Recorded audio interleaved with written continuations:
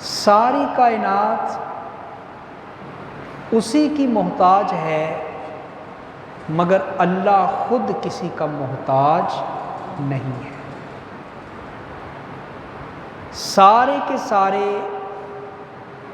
اسی سے اپنی دعائیں مانگتے ہیں، اپنی حاجات طلب کرتے ہیں، مگر اللہ وہ ہے کہ جو خود کسی سے دعا مانگتا نہیں ہے۔ آگے فرمایا الحی القیوم، آیت الکرسی میں جو دوسری شان اللہ نے اپنی بیان کی ہے وہ کیا ہے؟ الحی القیوم۔ الحی کا مطلب ہے خود سے زندہ۔ میں بھی اس وقت آپ کے سامنے زندہ بیٹھا ہوں اور آپ میرے سامنے زندہ بیٹھے ہیں، مگر میرا اور آپ کا زندہ ہونا، مجھے بتائیں کیا ہم زندہ ہیں تو اپنی مرضی سے زندہ ہیں؟ میں اور آپ زندہ ہیں تو کیا ہم اپنی قوت، اپنی طاقت اور اپنے تصرف سے زندہ ہیں؟ نہیں، ہم اپنی مرضی سے زندہ نہیں، ہم اللہ کے چاہنے سے زندہ ہیں۔ جب تک اس کو منظور ہوا ہم زندہ رہیں گے، جب اس کو منظور نہ ہوا ہمارا اگلا سفر شروع ہو جائے گا۔ ہم بھی زندہ ہیں اور الحی القیوم اللہ بھی زندہ ہے، مگر ہمارے زندہ ہونے اور اللہ کے زندہ ہونے میں فرق یہ ہے کہ ہم اپنی مرضی سے زندہ نہیں اور اللہ اپنی مرضی سے زندہ ہے۔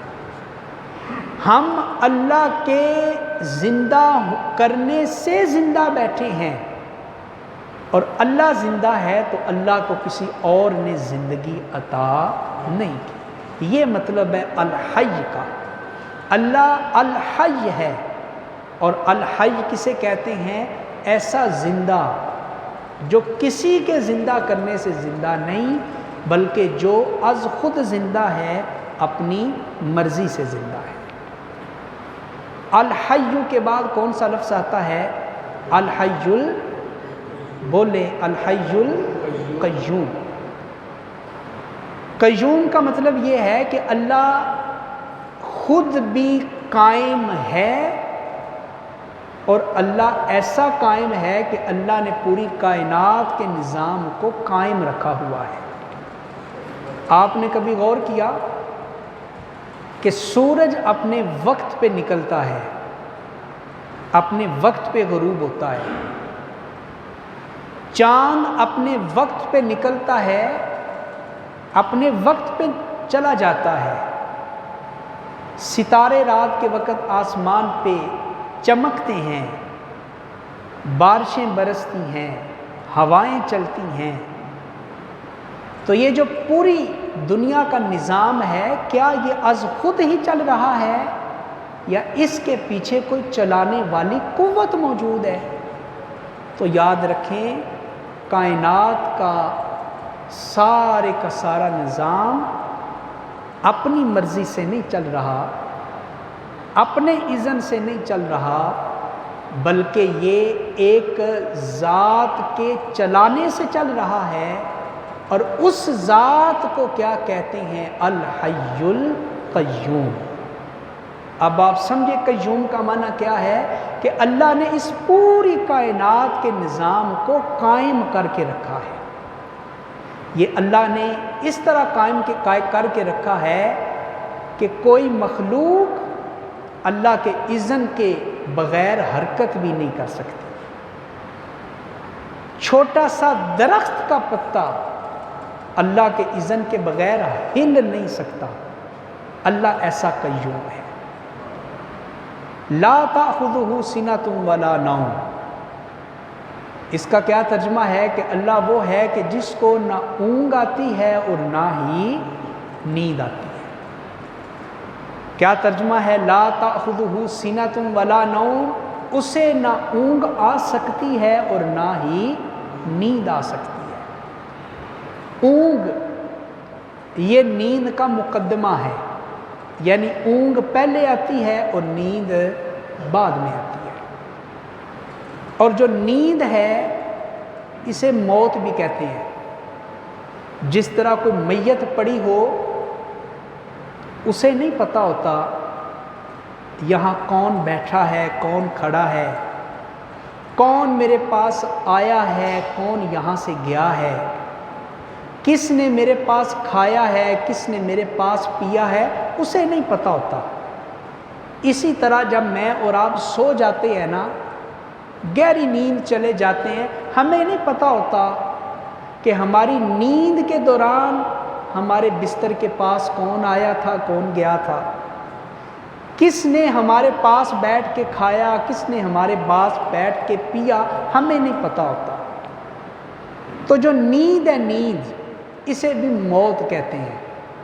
یہی وجہ ہے کہ میرے اور آپ کے آقا صلی اللہ علیہ وآلہ وسلم نے ہمیں جو دعا سکھائی ہے نا، جاگنے کے بعد جب آپ جاگیں اور اپنے بستر پر بیٹھیں تو بیٹھ کر حضور نے جو دعا ہمیں سکھائی ہے وہ دعا کیا ہے؟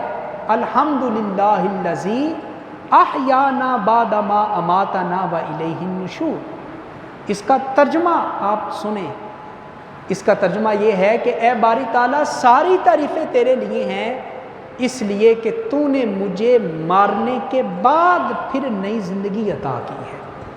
تو جب بھی آپ جاگیں، نیند سے بیدار ہوں، تو اللہ کا شکر ادا کیا کریں کہ اے باری تعالیٰ، یہ تیرا فضل ہے کہ میں نے پھر سے آنکھیں کھول دی ہیں، ورنہ کتنے ہی ایسے لوگ ہیں جو بیچارے سوتے ہیں تو پھر ہمیشہ کے لیے ان کی آنکھ لگ جاتی ہے، پھر وہ جاگتے نہیں، پھر وہ بیدار نہیں ہوتے۔ تو اس لیے جب بھی آپ نیند سے جاگیں تو اللہ کی بارگاہ میں شکر ادا کریں کہ مولا تیرا شکر ہے کہ تو نے مجھے اپنی اصلاح کرنے کے لیے پھر سے ایک نیا موقع عطا کر دیا ہے۔ تو لا تاخذہ سنۃ ولا نوم، اللہ کو نہ اونگ آتی ہے اور نہ ہی اللہ کو نیند آتی ہے۔ اچھا، مجھے اور آپ کو جو نیند آتی ہے وہ آتی ہے تھکاوٹ کی وجہ سے، سستی کی وجہ سے۔ جب سارا دن کام کاج کر کر کے ہم تھک جاتے ہیں تو کیا کہتے ہیں؟ یار میں تھوڑا آرام کر لوں تاکہ پھر سے تازہ دم ہو جاؤں۔ تو پتہ چلا نیند سستی کی وجہ سے آتی ہے، تھکاوٹ کی وجہ سے آتی ہے۔ تو تھکاوٹ ایک نقص ہے، سستی ایک عیب ہے۔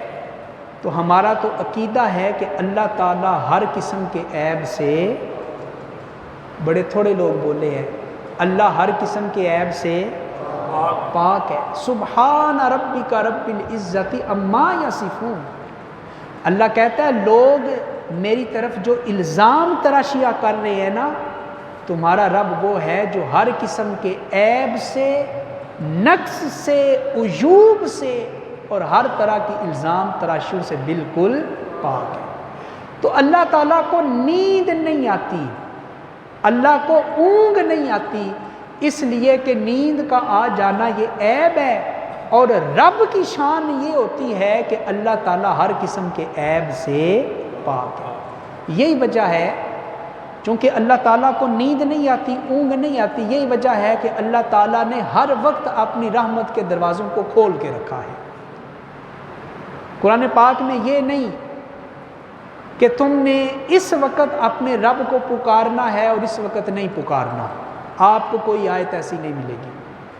جو دنیا کے بادشاہ ہیں نا، ان کے دربار میں جانے کے اوقات مقرر ہیں، ان سے کچھ مانگنے کا وقت مخصوص ہے کہ آپ دن کے وقت آ سکتے ہیں، رات کو نہیں آ سکتے، آپ ہفتے کے باقی دنوں میں آ سکتے ہیں، اتوار والے دن نہیں آ سکتے۔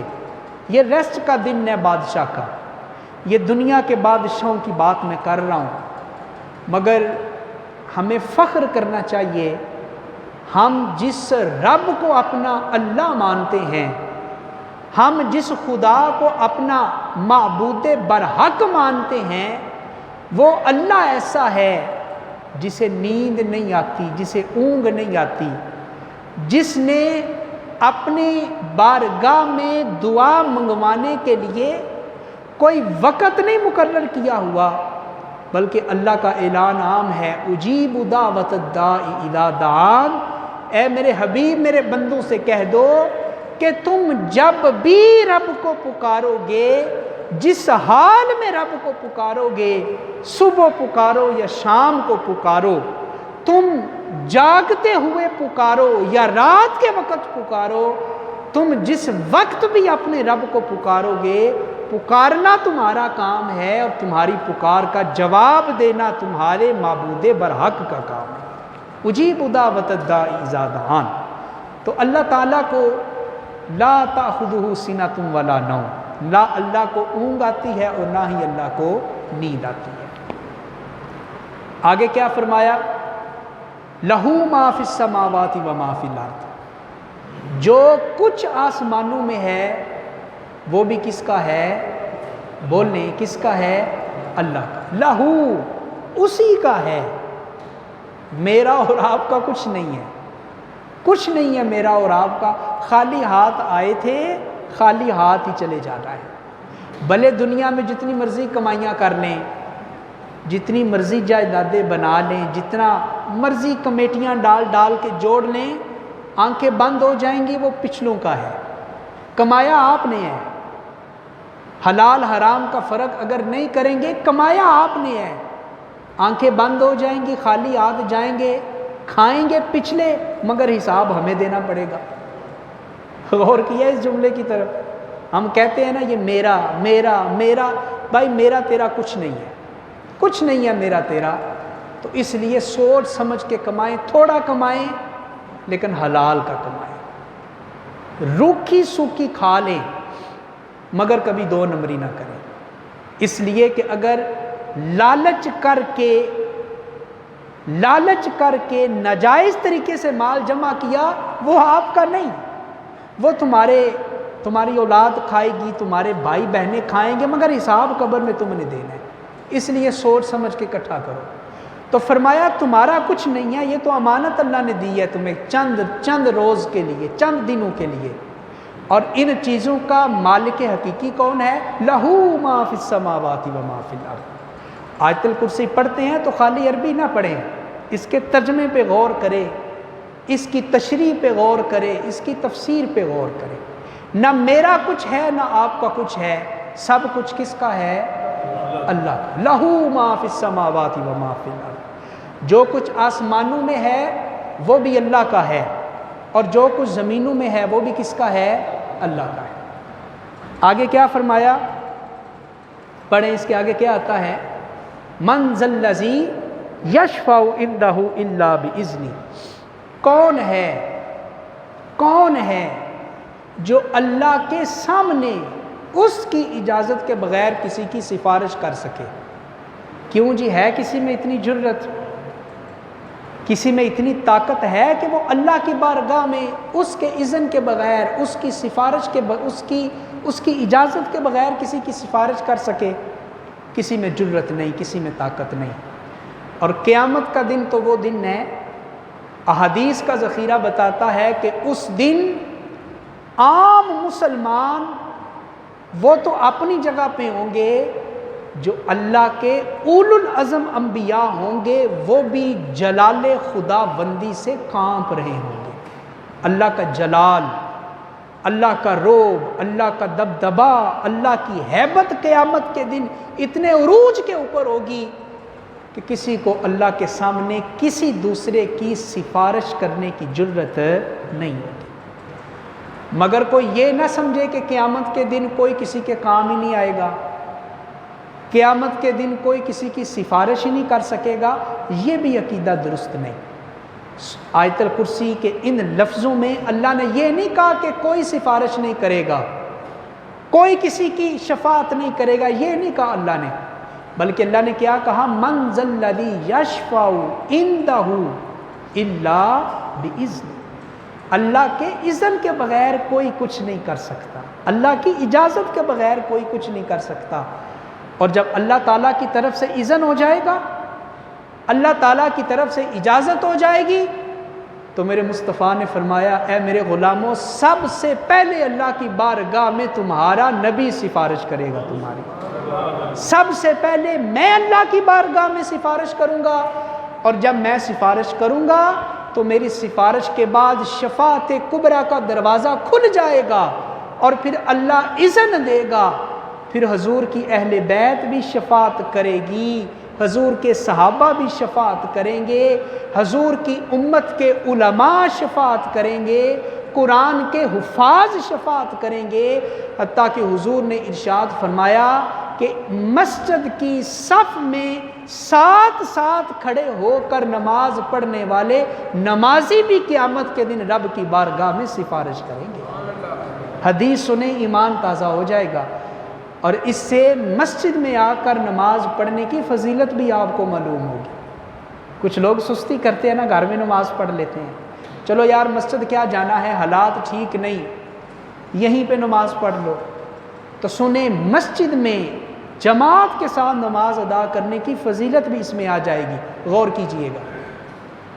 حضور نے ارشاد فرمایا کہ قیامت کے دن ایک جنتی جنت میں چلا جائے گا، مگر وہاں پریشان ہوگا، سکون نہیں ملے گا اسے، پریشان ہوگا۔ تو اللہ تعالیٰ اس سے پوچھیں گے کہ اے میرے بندے، میں نے تمہیں جنت عطا کر دی اور جنت کی نعمتیں بھی تمہیں عطا کر دی، مگر کیا وجہ ہے کہ یہاں آنے کے بعد تم خوش نظر نہیں آتے؟ وجہ کیا ہے؟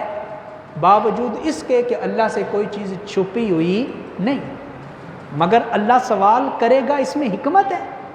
اور جب اللہ تعالیٰ پوچھے گا نا کہ اے جنتی تو کیوں پریشان ہے جنت میں آنے کے بعد بھی، تو وہ عرض کرے گا اے باری تعالیٰ تو نے فضل کیا مجھے جو تو جنت دے دی، مگر میرا ایک بھائی، میرا ایک مسلمان نمازی جو دنیا میں میرے ساتھ کھڑے ہو کر نماز پڑھتا تھا، میں تو جنت میں آ گیا مگر وہ اپنے کسی گناہ کی وجہ سے جہنم کی آگ کا ایندھن بنا ہوا ہے۔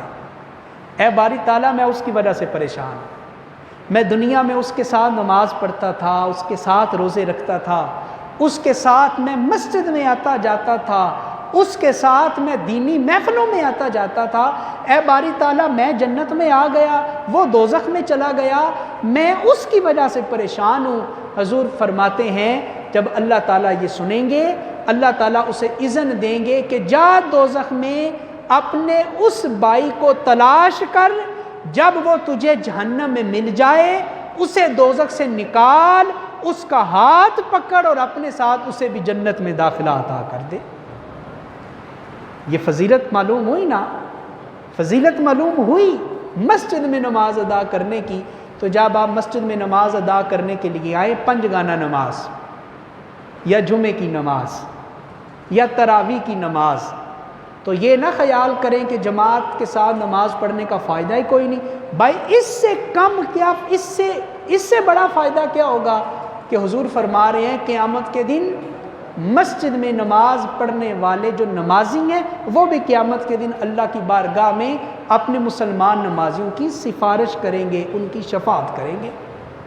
تو آیت الکرسی کی یہ لفظ بتا رہے ہیں کہ قیامت کے دن اللہ کے اذن کے بغیر، اللہ کی اجازت کے بغیر کوئی کسی کی سفارش نہیں کرے گا۔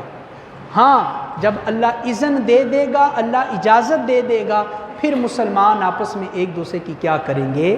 سفارش کریں گے۔ آگے فرمایا یعلم ما بین ایدیہم وما خلفہم، اللہ ایسا عالم ہے کہ جو لوگوں کے آگے ہے اللہ اسے بھی جانتا ہے، جو لوگوں کے پیچھے ہے اللہ اسے بھی جانتا ہے۔ اللہ سے کوئی چیز چھپی ہوئی نہیں ہے۔ ولا یحیطون بشیء من علمہ الا بما شاء، اور لوگوں میں اتنی طاقت نہیں کہ وہ اللہ سے از خود علم حاصل کر سکیں۔ ما شاء، ہاں اللہ جتنا چاہے گا اپنا علم اللہ اپنے بندوں کو عطا کرے گا۔ وسع کرسیہ السماوات والارض، اللہ کی بادشاہی آسمانوں میں بھی ہے اور اللہ کی بادشاہی زمین میں بھی ہے۔ وَهُوَ الْعَلِيُّ الْعَظِيمُ، اور وہ اللہ علی ہے۔ علی کا مطلب ہوتا ہے بلند و بالا، اللہ کی ذات بلند و بالا ہے، العظیم، اور اللہ بڑی عظمتوں کا مالک ہے۔ آیت الکرسی اتنی فضیلت والی آیت ہے کہ حضور نبی کریم صلی اللہ علیہ وآلہ وسلم نے حضرت ابی بن کعب سے پوچھا، اے ابی مجھے بتاؤ کہ قرآن پاک کی سب سے عظیم ترین آیت کون سی ہے، سب سے عظیم ترین آیت؟ تو حضرت ابی کہتے ہیں میں نے عرض کی حضور آیت الکرسی، اللہ لا الہ الا ہو۔ جب حضور نے یہ جواب سنا تو حضور اتنا خوش ہوئے، حضور نے خوشی کے عالم میں اپنا دست مبارک حضرت ابی کے سینے پہ مارا اور کہا، اے ابی تو نے صحیح جواب دیا ہے، اللہ تمہیں تمہارا علم مبارک کرے۔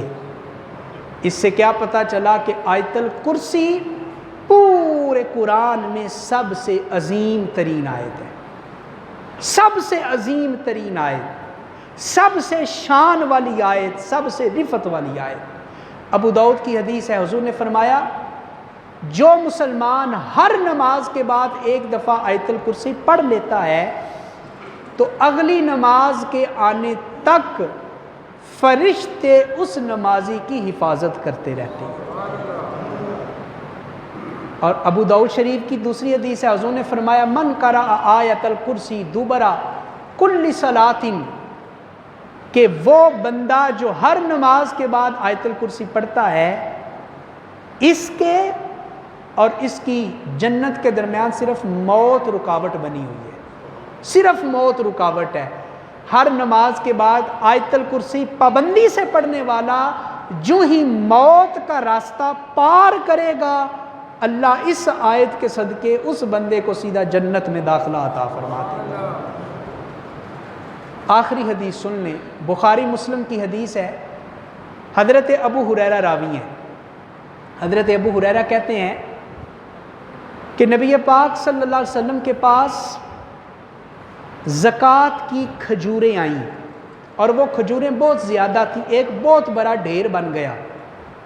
حضور نے مجھے بلایا اور کہا کہ اے ابو ہریرہ، ان کھجوروں کی حفاظت کی ذمہ داری میں تمہارے سپرد کرتا ہوں۔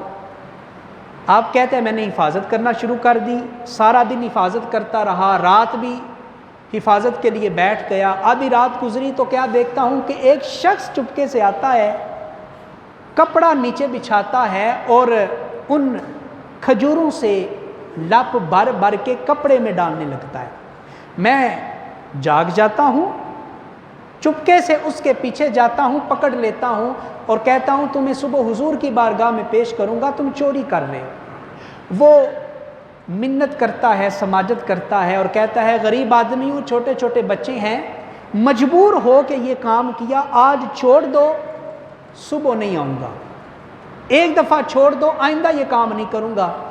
آپ کہتے ہیں مجھے ترس آ گیا، میں نے اسے چھوڑ دیا، صبح حضور کی بارگاہ میں گیا، جو ہی حضور نے مجھے دیکھا، جو ہی حضور نے مجھے دیکھا، میں نے ابھی اپنی زبان سے کچھ نہیں کہا، جو ہی حضور نے مجھے دیکھا، حضور مسکرائے اور مسکرا کر کہا، اے ابو ہریرہ، اپنے رات والے چور کا واقعہ تو بتاؤ ہمیں۔ غور کیا آپ نے؟ یہ ہے پیغمبر کا علم، یہ ہے نبی کا علم غیب۔ صرف یہی نہیں، حضور نے اگلا غیب کا علم دیتے ہوئے کہا آج رات چوکنا رہنا، پھر چوری کرنے کے لیے آئے گا، آج رات ہوشیار رہنا، وہ پھر آئے گا۔ جناب ابو ہریرہ کہتے ہیں کہ ہمیں تو ایمان تھا کہ نبی نے اپنی زبان سے جو جملے کہہ دیے وہ ہو کر رہے، شک تو ہے ہی نہیں۔